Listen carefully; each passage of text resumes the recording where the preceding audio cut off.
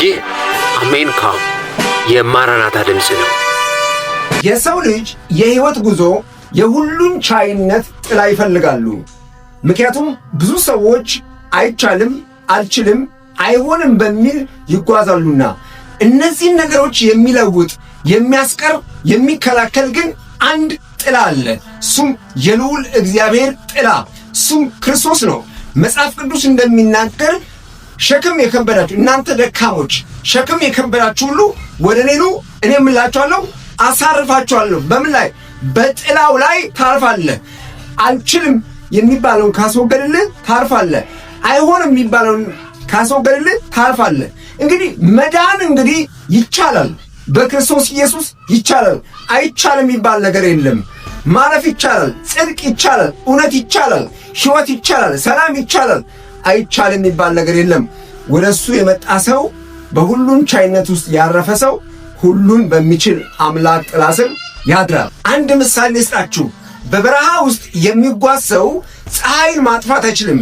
ነገር ግን ትልቅ ዛፍ ጥላ ሲያገኝ ብርታት፣ ተስፋ፣ ኃይል ያገኛል። እንዲሁም ደግሞ ለሰው ልጆች ተስፋና ብርታት ኃይል የቀረበ ክርስቶስ ኢየሱስ ነው። በሱ ጥላ ውስጥ ያረፈ ሰው ከሁሉ ኃይል፣ ከሚጎዳ ኃይል፣ ከሚያቃጥል ኃይል፣ ከየትኛውም ችግር የመዳን ዕድል ያገኛል። ይህ የተስፋ ቃል ዛሬም ላንተ ነው፣ ላንቺም ነው፣ ለእኔም ነው። በልዑል መጠጊያ የሚኖር ሁሉን በሚችል አምላክ ጥላ ስር ያድራል።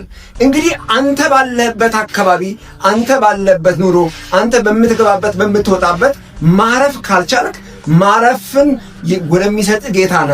ይሄ የተስፋ ቃል ያገኛል፣ ያገኝሻል። ማረፍ ከፈለሽ እግዚአብሔር ሊያሳርፍ ዝግጁ ነው።